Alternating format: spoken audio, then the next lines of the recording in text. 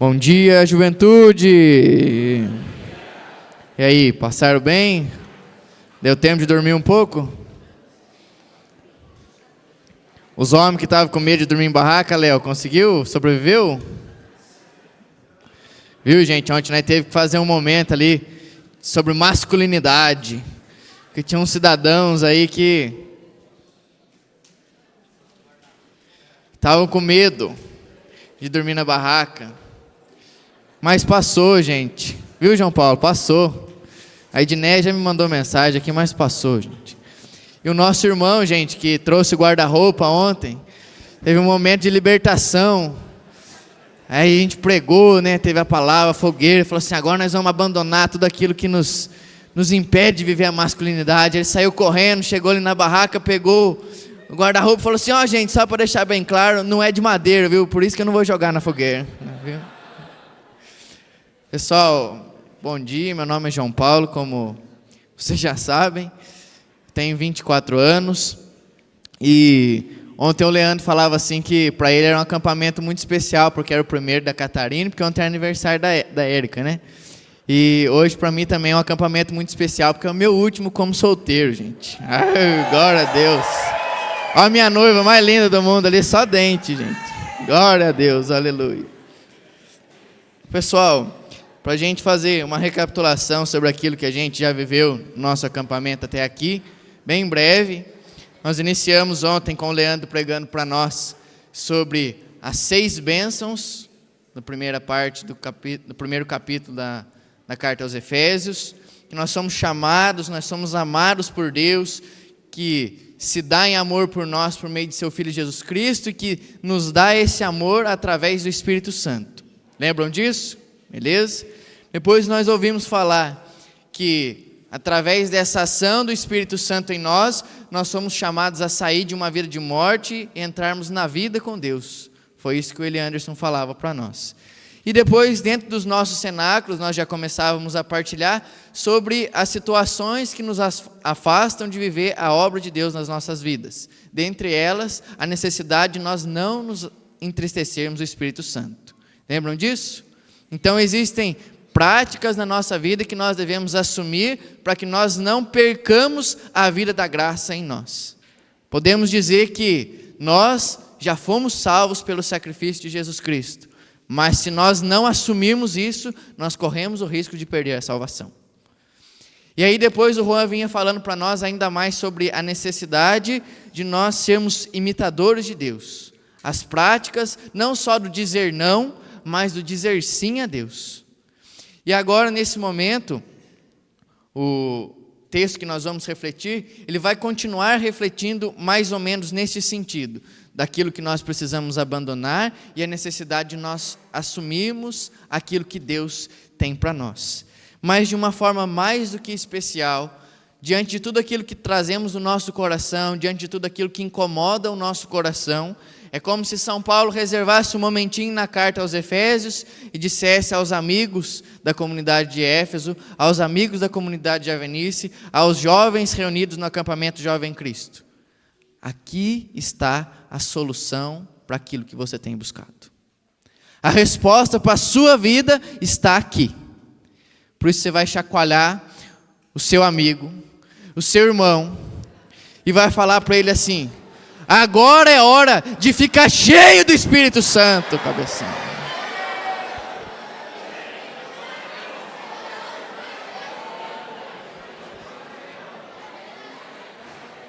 E agora você vai abrir comigo a carta aos Efésios, no capítulo 5, a partir do versículo 6. Ontem o Juan refletia conosco no versículo 1 até o versículo 5, e agora nós vamos do 6 em diante. Efésios, no capítulo 5, a partir do versículo 6.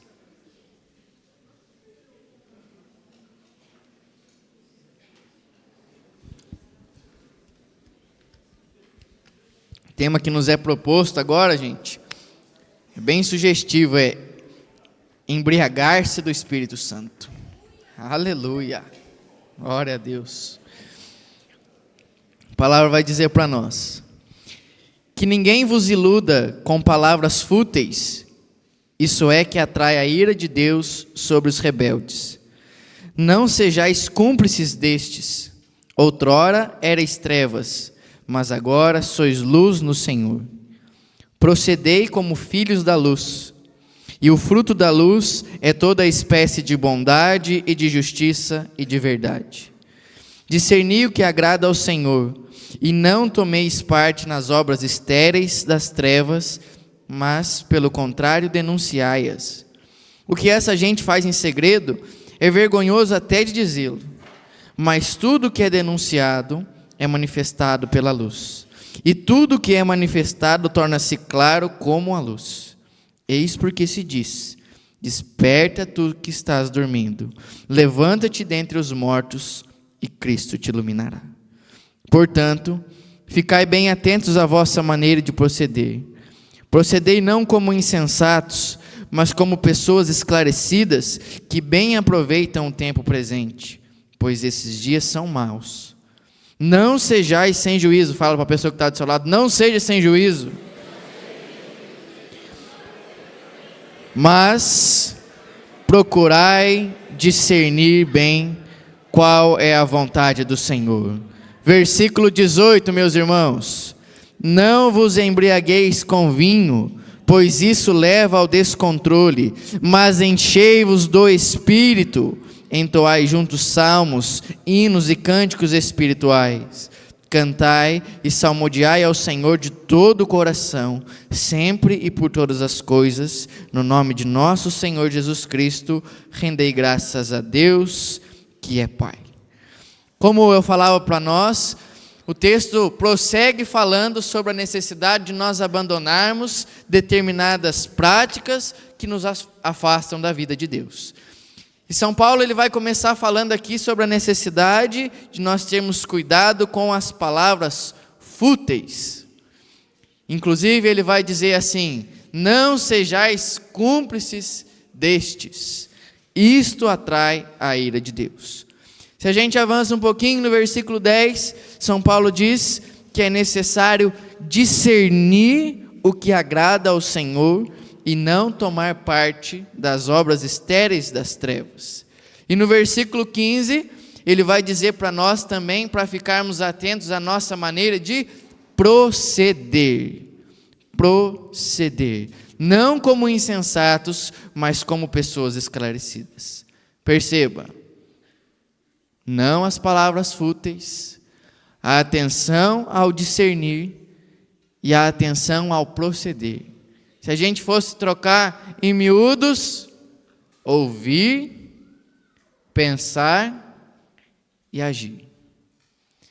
São Paulo está falando para nós sobre a necessidade de nós nos transformarmos como um todo diante das situações que nos são apresentadas nas nossas vidas. Ele não vem só dar uma lição de moral na juventude. Se a gente olha para essa questão das palavras fúteis, seria muito fácil e até interessante a gente se perguntar: quando você sai aqui do acampamento, o que é que você ouve lá na sua casa? As músicas, o que você lê, as conversas que você tem, as pessoas com quem você conversa, são coisas que te levam para perto de Deus? Só que aqui nós não estamos falando de situações tão mundanas assim. É mais profunda a questão. São Paulo já está falando com pessoas que conhecem a palavra, que já foram catequizadas, digamos assim, que já estão num acampamento há mais de um dia, que já estiveram na presença de Jesus Eucarístico. Jesus está falando conosco através dessa carta hoje. É como se São Paulo, meus irmãos, nos inserisse lá no jardim do Éden, para entender a situação de pecado, quando o pecado entrou no mundo. Vocês lembram como é que foi que a serpente enganou Eva? Lá no Gênesis 3 diz assim, que a serpente, a mais astuta dos animais, um belo dia, chegou para Eva é verdade que Deus disse que se vocês comerem de todas as árvores do jardim, vai dar ruim?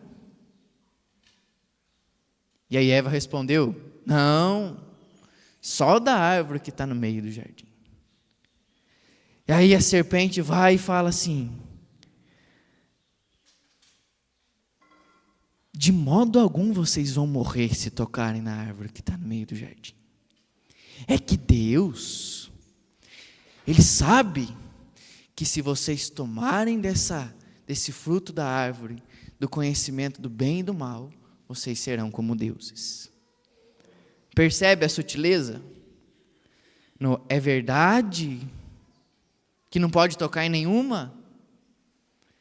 Percebe que não é uma mentira deslavada, descarada, uma palavra terrível?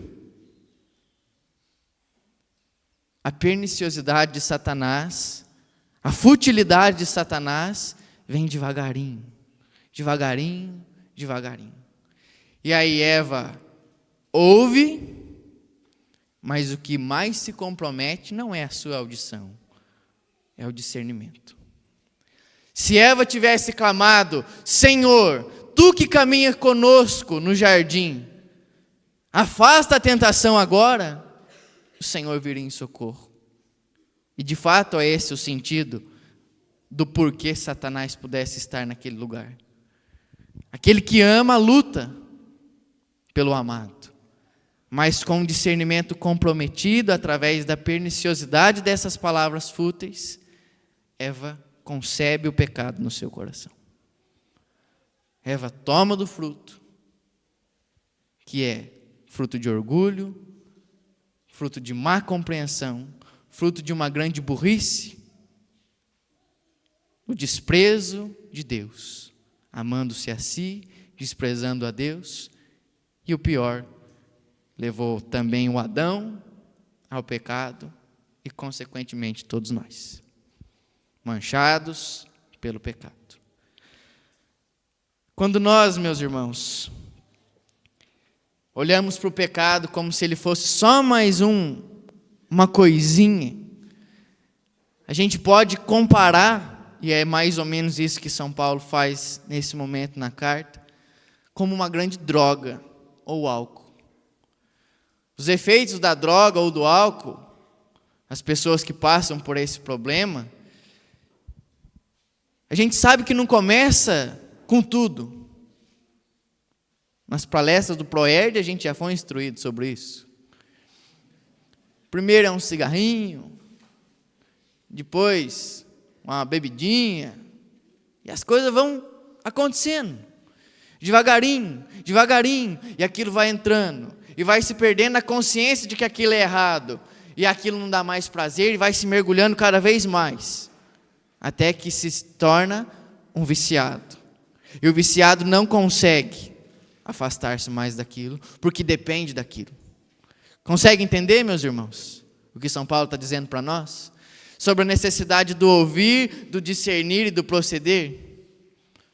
Quando a gente olha para pequenos pecadinhos da nossa vida, qual atenção a gente tem dado a eles? Aqueles veniais, que a gente confessa todas as vezes.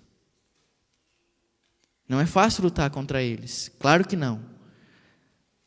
Mas são pequenas falsas alegrias, pequenas migalhas de felicidade, entre muitas aspas, que nos vão afastando da verdadeira felicidade, que é o Senhor.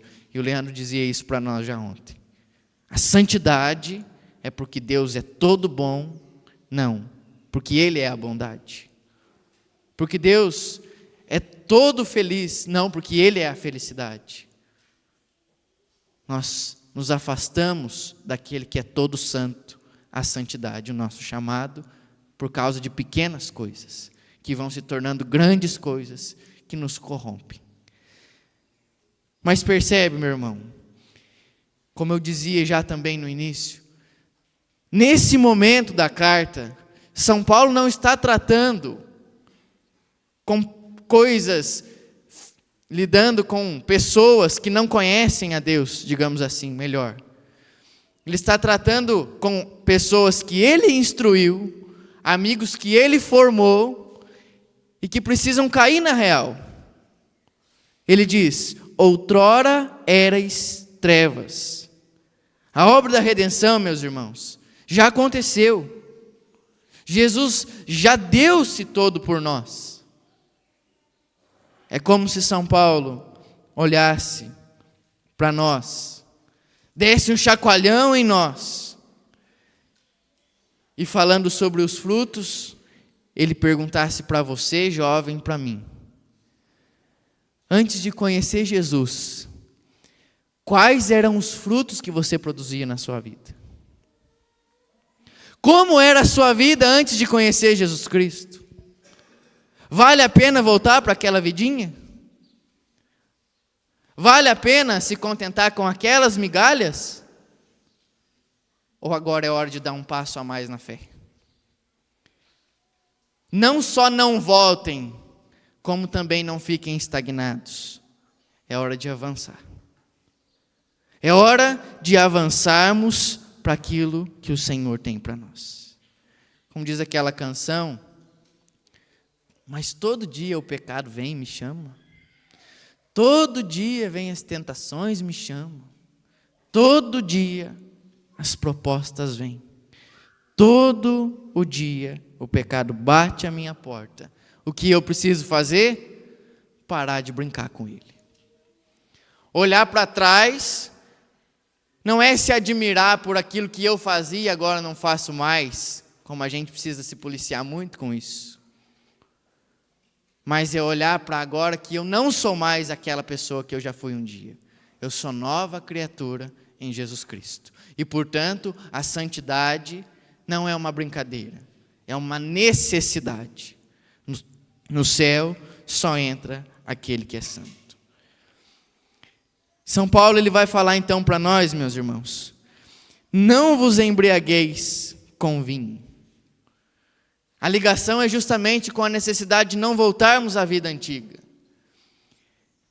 O que acontece com a pessoa que é viciada em cachaça? E é internado uma vez.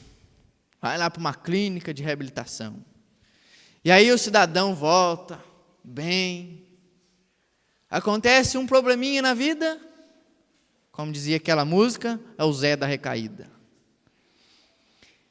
E o problema da recaída, meus irmãos, é que num golinho, vai lá para o fundo do poço de novo, para recuperar aquela luta de novo, e de novo, e de novo. Quem tem problema com o alcoolismo na família sabe bem disso. São Paulo está falando claro aqui para nós: cuidado com a cachaçada. Não é para se embriagar, mas é mais do que isso, meus irmãos. Aquele que normaliza o pecado, que se acostuma com a embriaguez, ele se torna cada vez mais presa fácil para o inimigo, porque perde o controle, porque deixa aflorar outros vícios a partir daquele, e porque recai. E a palavra diz para nós que quando um demônio sai de uma pessoa e depois volta e encontra a casa vazia, ele volta com 7 junto com ele. Cuidado. Presta atenção nos teus vícios. Aquele vício que você acha que você já abandonou, é hora de preencher o coração, porque se deixar vazio, Satanás vem com tudo para roubar, para matar e para destruir. E por que será que São Paulo, meus irmãos, ele usa o vinho para falar desses vícios, desses problemas, dessas questões na vida dos efésios, na vida de nós como juventude, das coisas que nos afastam de Deus? Ele podia dar tantos exemplos: parar de comer, parar de ir para a festa, tanta coisa. Não, mas ele quis usar o vinho. E aí, dando uma pesquisada, inclusive o Eli Anderson já tocou nesse assunto ontem, os efésios, meus irmãos, eles se localizavam na cidade de Éfeso, obviamente, que era uma cidade gigantesca para a época, uma cidade que tinha cerca de 500 mil habitantes. Para a época era como se a gente falasse de uma São Paulo hoje. E uma cidade portuária, onde a riqueza, onde a economia era muito forte. E essa economia, essa importância até cultural da região, porque abrigava muitas pessoas, se dava por 3 situações. A primeira delas era pela rota marítima, em que Éfeso fazia parte, ou seja, as pessoas precisavam passar por Éfeso para conseguir fazer os seus comércios, para fazer a distribuição daquilo que se tinha, que se comprava, que se vendia, que se plantava. A segunda coisa, e isso Eli Anderson trazia para nós, que era um lugar onde havia um grande templo pagão dedicado a deusa Ártemis. Então muitas pessoas viviam do templo, vendendo instrumentos, vendendo souvenirs, vai até contar isso para nós no Atos dos Apóstolos. As pessoas enriqueciam por conta do templo. Mas também existia uma outra questão, uma terceira questão, e é sobre isso que São Paulo está falando. Os efésios, meus irmãos, a comunidade de Éfeso, se ela era uma comunidade, é meio óbvio que eles não eram comerciantes. Eles poderiam até ter algum tipo de comércio, mas provavelmente eles não ficavam viajando para outras cidades. A viagem naquela época não era tão simples. Precisava-se ficar bastante tempo fora de casa. E tampouco, como nós acabamos de ler, eles não faziam parte mais das obras das trevas. Isso é, com certeza, eles já não viviam mais do templo pagão. Como é que eles sobreviviam, gente? Éfeso também era um lugar com um solo extremamente fértil e rico. Então as pessoas plantavam para sobreviver. E o que se plantava naquela época? Azeitonas, para se produzir azeite, e uvas, para se produzir o vinho. Está aqui a explicação, por que São Paulo está falando do vinho. Porque as pessoas da comunidade de Éfeso eram bem familiarizadas com o vinho. É como se São Paulo fosse pregar lá em Bueno Brandão, por exemplo, e ele falasse sobre o café. Ou fosse na Bitura e falasse da batata. Ou fosse em Bom Repouso e falasse do morango. Ele está trazendo a realidade daquele povo. A realidade daquele povo. Então quer dizer, gente, que São Paulo está pedindo para eles olhar para o trabalho deles, para o ganha-pão deles, e está comparando isso com a vida de pecado? Aí zicou. Quer dizer que trabalhar é ruim? Quer dizer que o ganha-pão nosso é ruim? Como dizia seu Madruga, trabalhar não é ruim. Ruim é ter que trabalhar. Mas nós estamos falando aqui de coisas boas, coisas que dignificam a nossa vida, coisas que são importantes para nós crescermos. E olhando para aquela outra canção de Juninho Cassimiro, que ele diz assim: Jesus, o que me rouba de ti? Jesus, quem me rouba de ti? O que São Paulo está dizendo para nós, meus irmãos, é que se as coisas boas da vida nos roubam da felicidade perfeita que é Jesus Cristo, essas coisas não prestam. E é necessário também abandonar esse apego, essa miséria de olhar para o trabalho como se ele fosse o único sentido da vida, para os estudos como se não houvesse amanhã se eu não passar naquela prova. Lembra daquele videozinho, se a gente fosse brincar com a situação, do menininho lá do Raça Negra, que vai lá no Silvio Santos? Vocês lembram? O Silvio Santos pergunta para ele assim: você quer R$500 ou uma foto com Raça Negra? Uma foto com Raça Negra. Vocês lembram desse? Aí o Raça Negra entra assim no palco, né? Fica atrás do rapazinho. E o Silvio Santos, né? Agora eu peguei esse rapazinho. R$1.000 ou uma fotografia com Raça Negra? Ele, R$1.000. Daí não, R$1.000 é muito, R$1.000 é muito. Esse foi o único que conseguiu quebrar o Silvio Santos no meio. A gente olha para a nossa vida e muitas vezes e pensa assim: eu só troco Jesus quando eu tenho muito serviço.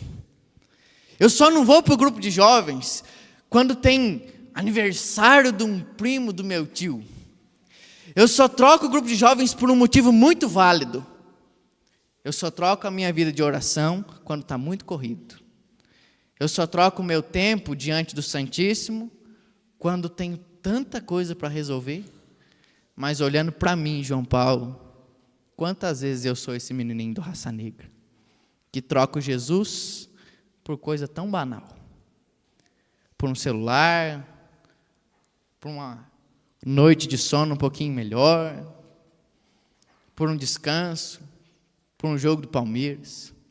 Quantas vezes? Olha para a sua vida. Tem sido legítimo as trocas que você faz por estar na presença de Jesus? Ou são pequenas coisas? Só que também as grandes coisas podem nos roubar de Jesus. E São Paulo bate nessa tecla mais de uma vez, falando sobre as palavras fúteis que vêm muito na vida de nós jovens, sobretudo quando aquela pessoa te pergunta assim, tal qual Satanás lá no jardim: para que tudo isso? Para que ir para um acampamento? Para que ir para a comunidade todo dia? Será que Deus precisa tanto de você assim? Será?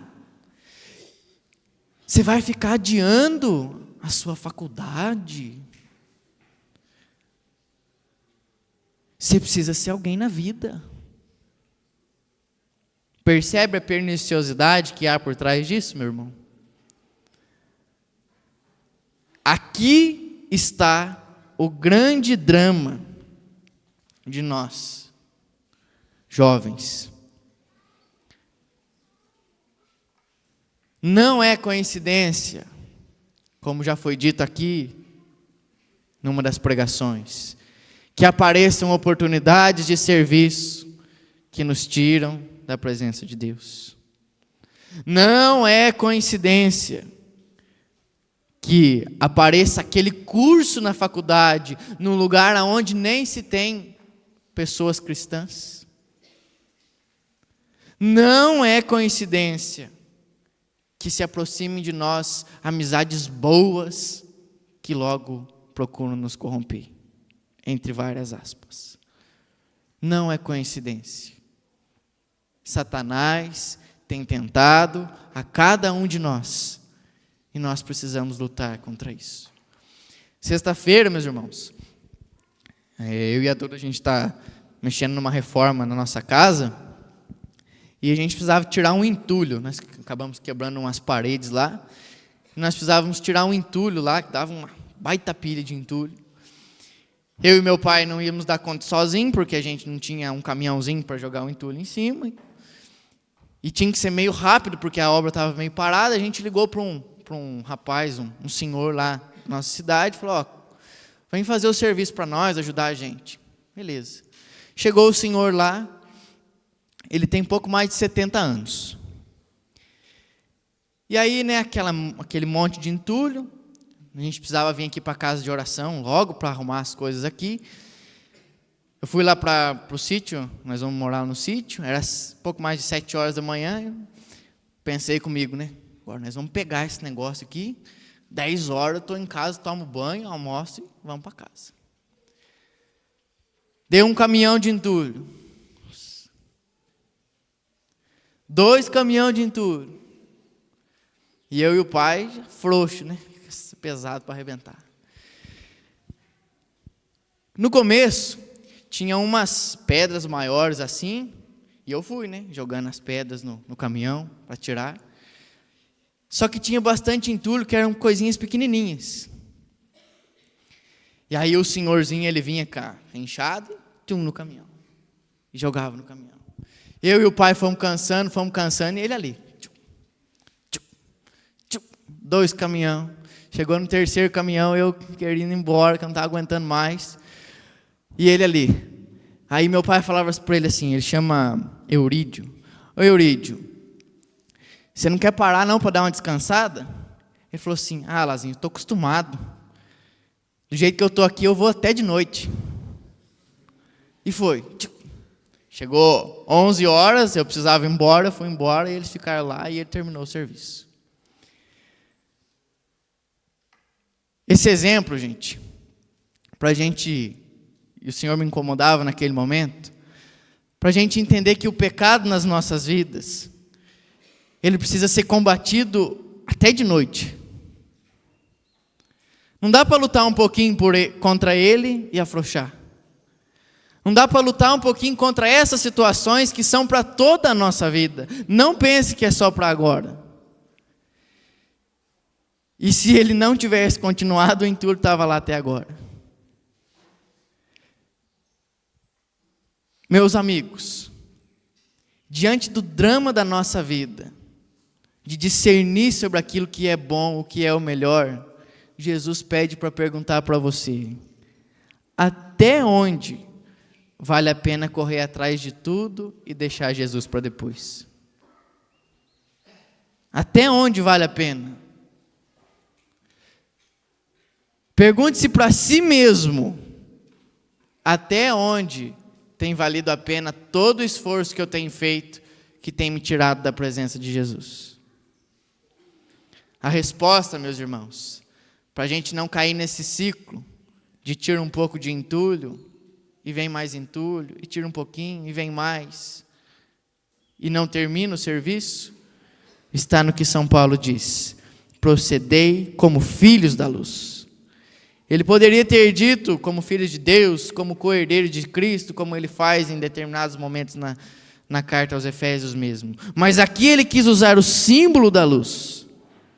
E é claro que a luz para nós, é claro, ela vem para dissipar as trevas. Esse é o símbolo maior da luz.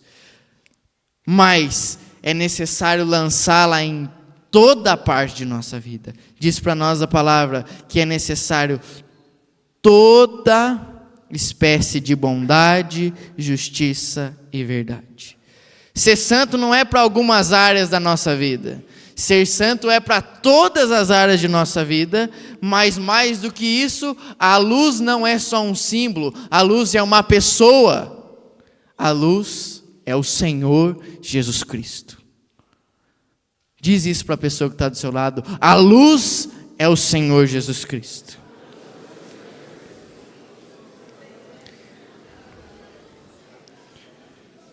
Nós, meus irmãos, só seremos plenamente felizes quando Jesus Cristo for verdadeiramente a nossa vida. Porque quando Jesus entra nas nossas vidas, Ele nos faz discernir sobre as escolhas pequenas, para que quando chegarmos nas grandes, nós saibamos decidir. Escolhendo por Jesus todos os dias, nas pequenas coisas, quando bater na porta a grande decisão sobre qual faculdade fazer, sobre quem namorar, sobre casar ou não, Jesus vai nos iluminar, porque Ele é a luz. Como Ele mesmo diz: eu sou a luz do mundo. Não de alguns, não de qualquer lugar, não de Israel apenas, mas a luz do mundo, de todos nós, para toda a humanidade e para toda situação. Na Sagrada Escritura nós vemos bem isso. Quando o menino Jesus nasce e os magos vão para procurá-lo, o que aponta para Jesus? Uma estrela, uma luz que brilha no céu. A resposta para os corações oprimidos, mas também esperançosos, que esperavam o Messias. Teu coração anda oprimido? Teu coração anda esperançoso? Jesus Cristo. Quando a gente olha para o momento em que Jesus inicia a sua missão, após ter sido batizado no Rio Jordão, o Evangelho de Mateus faz questão de usar a citação dizendo que o povo que andava nas trevas viu uma grande luz. Para os habitantes da região sombria da morte, uma luz surgiu. Jesus se dá aos coxos, aos pobres, aos humildes, a nós, preguiçosos, magoados, ansiosos, cheios de vícios, cheios de misérias, a luz vem morar no meio de nós. E quando a gente olha para o dia da ressurreição, quando a morte parecia ter ganhado, quando Satanás dava gargalhadas, Jesus Cristo ressuscitou, meus irmãos. A luz resplandeceu ao terceiro dia, nem mesmo a morte foi capaz de conter aquele que é o Senhor da vida. Portanto, a luz, meus irmãos, ela não só habita no meio dos homens, agora a luz mora em nós, por meio de Cristo Jesus, por meio do nosso Senhor Jesus Cristo, que nos dá o Espírito Santo. Desperta, tu que dormes, levanta dentre os mortos, Cristo te iluminará, a luz habita em nós. De uma forma muito bonita, São Paulo ele cita no versículo 14, exatamente esse trecho: desperta tu que estás dormindo, levanta-te dentre os mortos e Cristo te iluminará. Você já agradeceu hoje porque você é católico ou não? Já ou não? É? Nós temos uma graça extraordinária, meus amigos. Todos nós aqui fomos batizados quando pequenos, quando bebezinhos? Levanta a mão.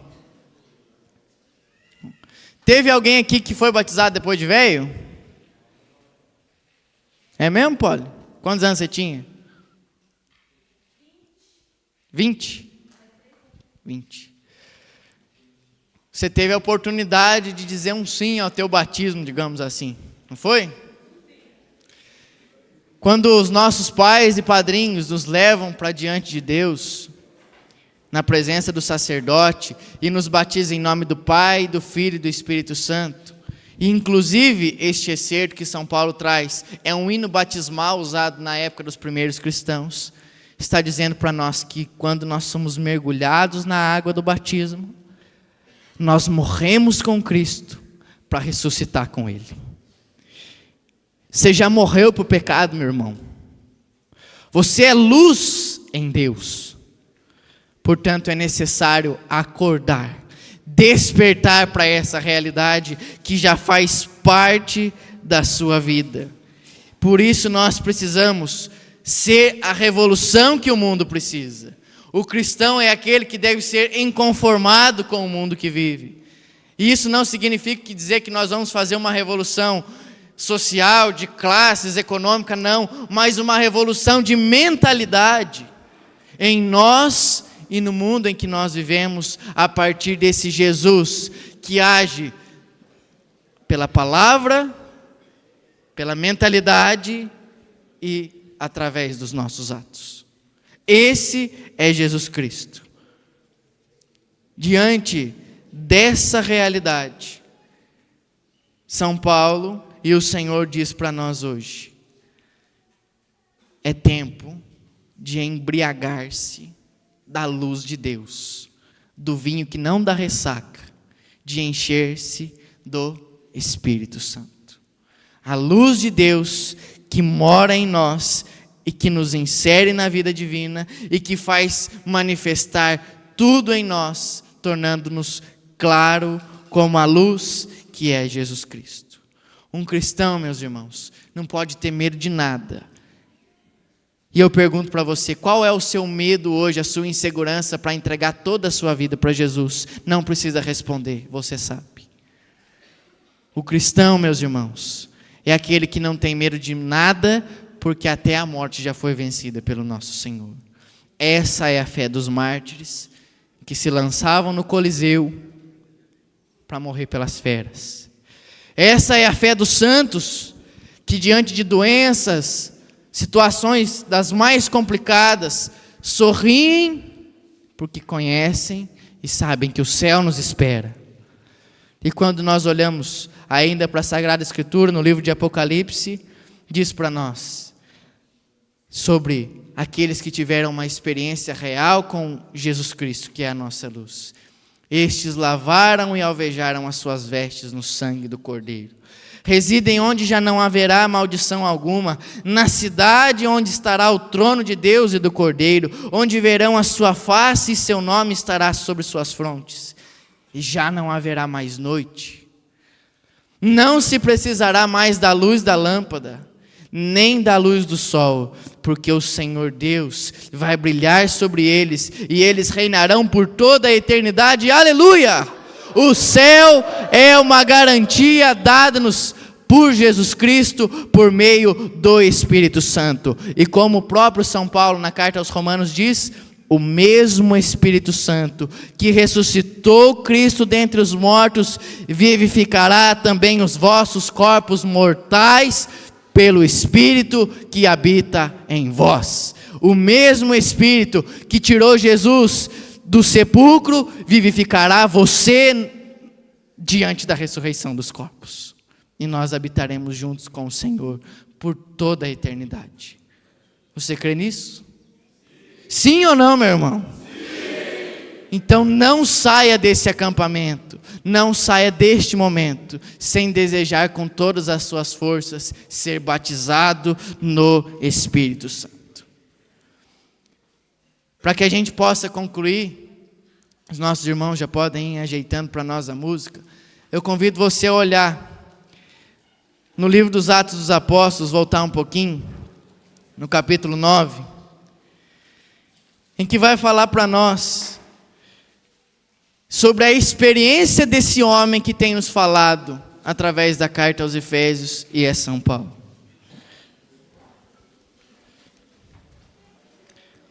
O Espírito Santo, meus irmãos, ele não é só uma ajuda para a gente sair de determinada dificuldade. Ele não é só uma ajuda para a gente despertar do soninho que está batendo, não. Ele é a justificativa para uma vida feliz. Ele justifica todas as coisas. Atos 9:1 vai contar para nós. Saulo, entretanto, esperava ameaças de morte contra os discípulos do Senhor. Apresentou-se ao sumo sacerdote e pediu-lhe cartas de recomendação para as sinagogas, a fim de trazer presos, sinagogas de Damasco, a fim de trazer presos para Jerusalém os homens e mulheres que encontrasse adeptos do caminho. Presta atenção nisso aqui, gente. Durante a viagem, quando já estava perto de Damasco, de repente, viu-se cercado por uma luz que vinha do céu. Caindo por terra, ouviu uma voz que lhe dizia: Saul, Saul, por que me persegues? Saulo perguntou: quem és tu, Senhor? E a voz respondeu: eu sou Jesus, a quem tu estás perseguindo. Agora levanta-te, entra na cidade, e ali será dito o que deves fazer. Os homens que acompanhavam Saulo ficaram mudos de espanto, porque ouviam a voz, mas não viam ninguém. Saulo então levantou-se do chão e abriu os olhos, mas não conseguia ver nada. Então tomaram-no pela mão e o fizeram entrar em Damasco. Saulo ficou 3 dias sem poder ver e não comeu nada. Passa agora um pouquinho para frente, para o versículo 16. Aliás, 17. Então Ananias saiu, entrou na casa, impôs-lhe as mãos, dizendo: Saulo, meu irmão, o Senhor Jesus que te apareceu quando vinhas pela estrada, mandou-me aqui para que te recobres a vista e fique cheio do Espírito Santo. Imediatamente caíram dos olhos de Saulo como que escamas, e ele recobrou a vista. Em seguida, levantou-se e foi batizado. Depois alimentou-se e recuperou as forças. Saulo, quando ele fala com os irmãos de Éfeso, sobre a necessidade de embriagar-se do Espírito Santo, Ele está dando testemunho para eles daquilo que ele viveu. Porque o batismo no Espírito Santo não é um jogo de 3 passos, em que eu falo, faz isso, isso, isso, e dá certo. O batismo no Espírito Santo não é uma mágica. O batismo no Espírito Santo é uma experiência, onde cada um só pode viver se topar a parada. Se diante de um fogo colocar a mão nele e ver que queima. Se diante da palavra de Deus abrir o coração para Jesus Cristo, que nos batiza no Espírito Santo. E aqui está a resposta para o início do texto, quando nós falávamos sobre a perniciosidade de Satanás e como o pecado entra nas nossas vidas. Percebe, meu irmão, que Paulo de repente viu-se cercado por uma luz que vinha do céu.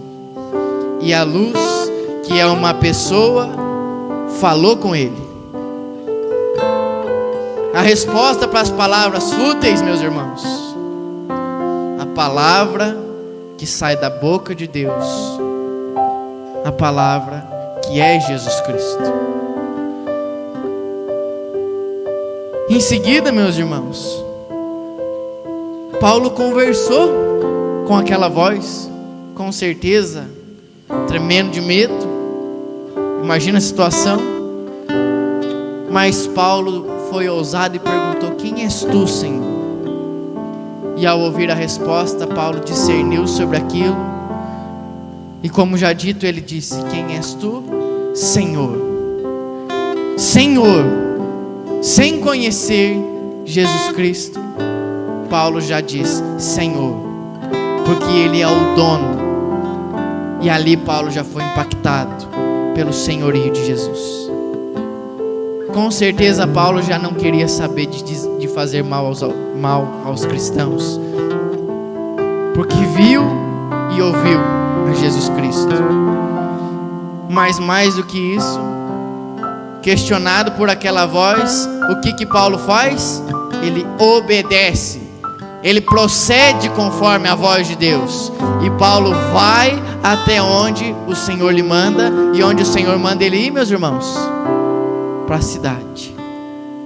Onde ele chega lá, encontra-se com Ananias, encontra-se com a comunidade.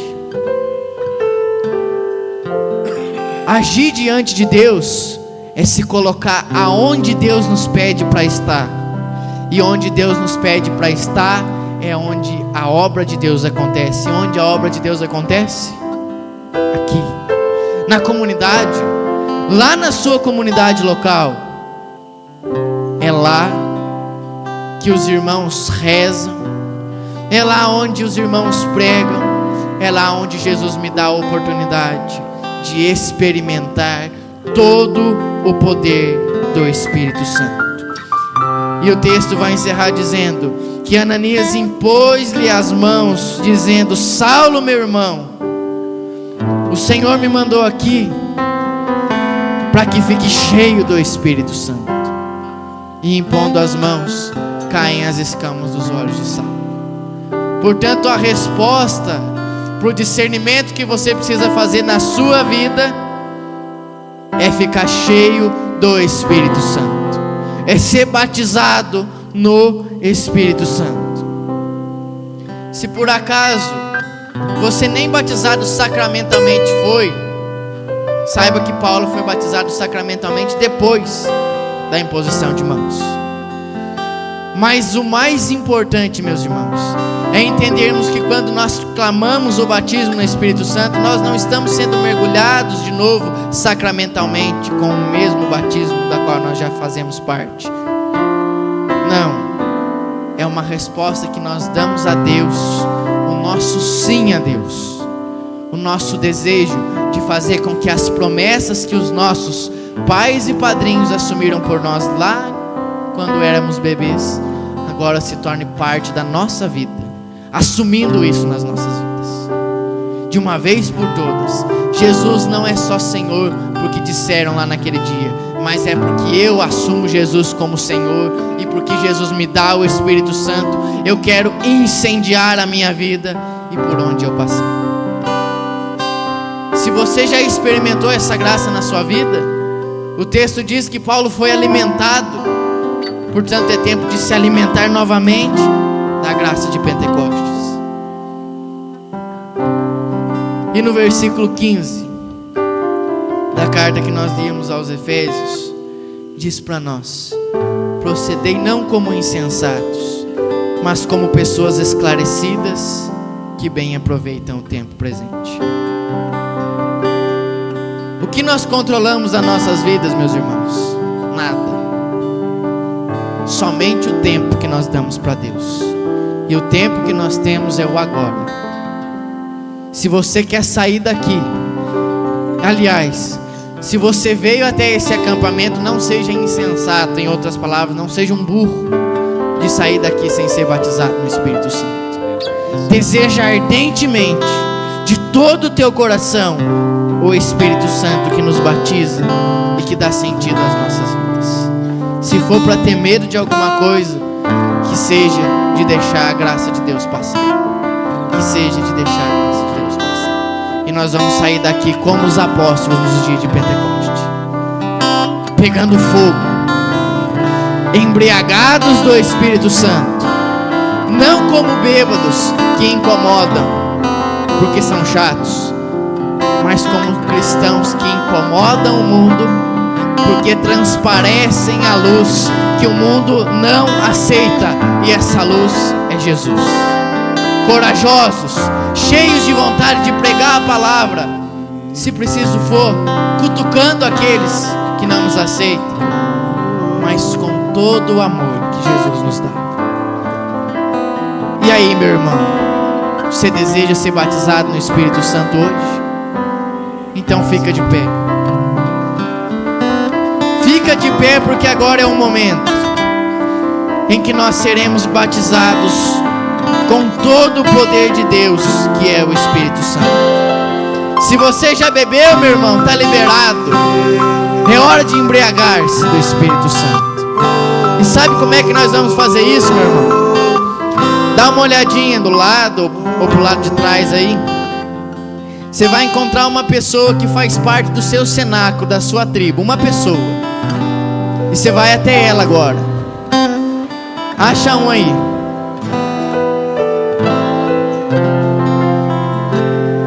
Você vai ser Ananias na vida desse amigo seu.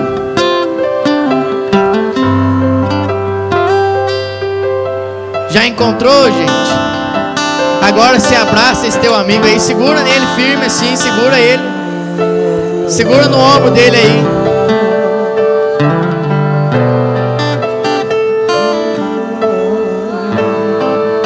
E agora você vai olhar para ele e vai perguntar para ele: você quer ser batizado no Espírito Santo agora, meu irmão? Duas coisas, fala para ele, duas coisas. Abre o teu coração e pede com toda a força.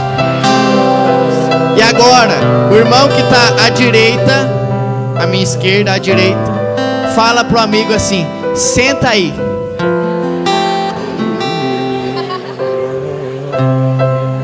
Senta aí. E o irmão que está em pé, coloca a mão firme sobre a cabeça desse amigo seu e começa a desejar o Espírito Santo.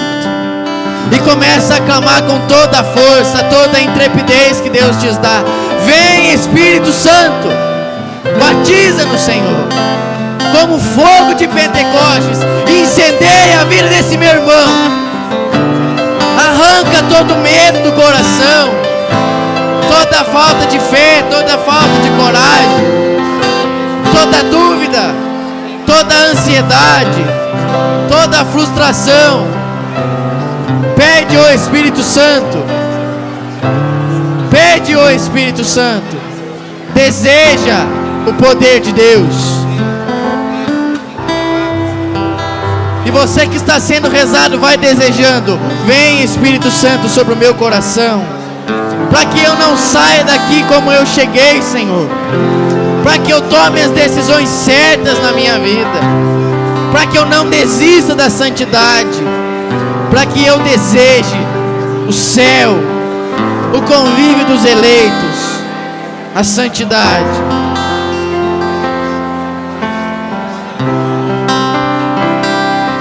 Vem Espírito Santo sobre nós. Vem Espírito Santo e batiza.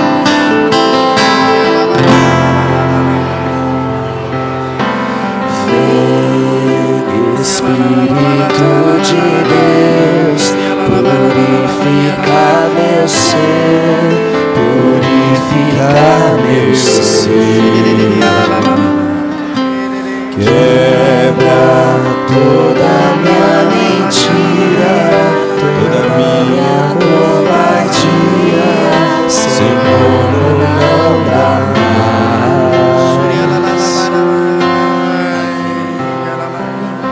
Espírito de Deus, purifica meu ser, purifica meu ser. Quebra toda minha mentira, toda minha covardia, Senhor, não dá mais. Aviva os corações e levanta uma nova geração. Despertar essa nação com tremendo avivamento. Espírito, aviva, aviva os corações e levanta uma nova geração. Vem despertar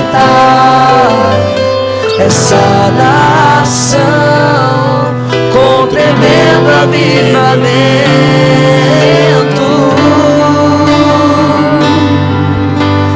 Vem Espírito, vem queimar o nosso coração, o nosso coração.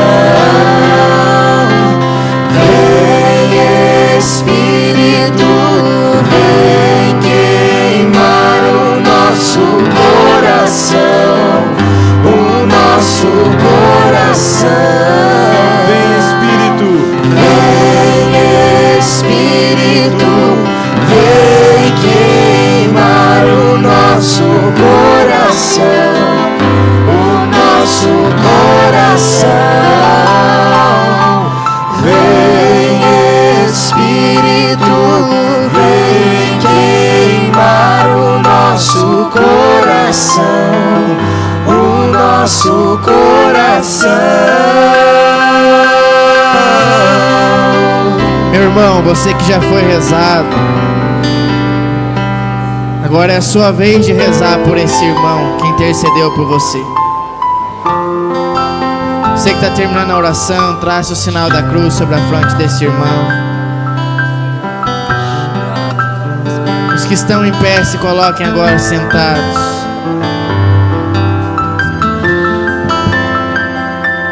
E agora, com toda a força que você recebeu essa oração do seu irmão, retribui clamando o poder de Deus, o Espírito Santo, sobre esse teu amigo. Seja Ananias na vida desse Paulo. Deseja com toda a força o batismo no Espírito Santo.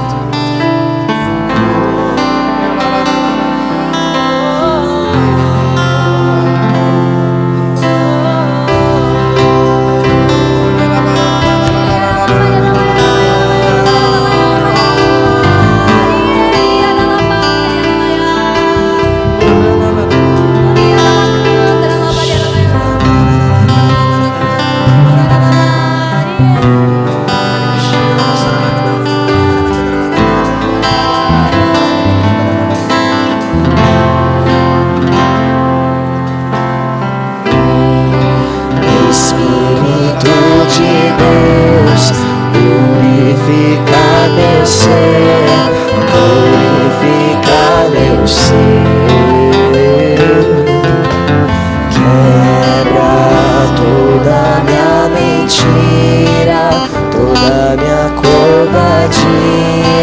Senhor, não dá mais.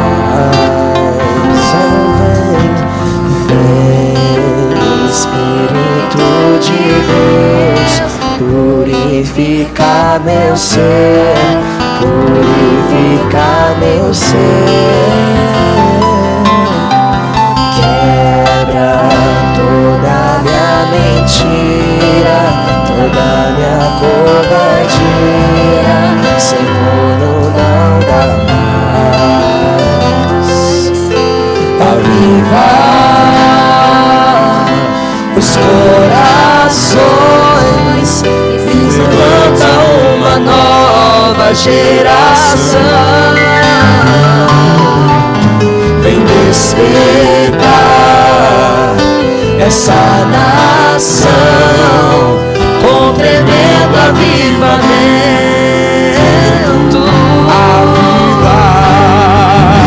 Aviva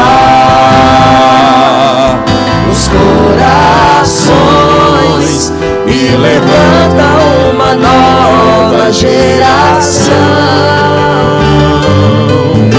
Vem despertar essa nação com tremendo avivamento.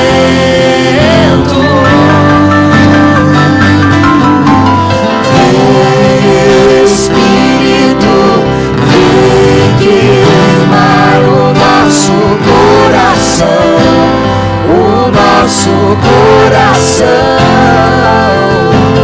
Vem, Espírito, vem queimar o nosso coração, o nosso coração. Vem, Espírito, vem queimar o nosso coração, o nosso coração. Vem, Espírito, vem queimar o nosso coração, o nosso coração.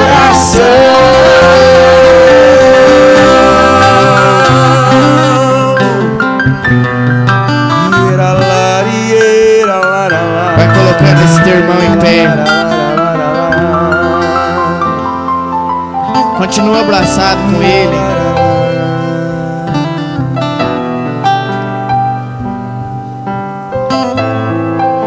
Senhor, não dá mais. Coloca esse Paulo de pé, meu irmão. Esse grande missionário do Senhor. E agora escuta uma coisa. Sexta-feira nós estávamos aqui na capela intercedendo por esse acampamento, por esse momento. E o Senhor falava conosco através de um irmão que Ele estava nos ungindo para a missão, nos ungindo para sermos luz de Deus no mundo. Você vai ungir esse teu amigo, você vai traçar o sinal da cruz na testa dele e também nas mãos. E vai falar para ele: você é levado a testemunhar a palavra de Deus. E o Senhor está te dando essa graça.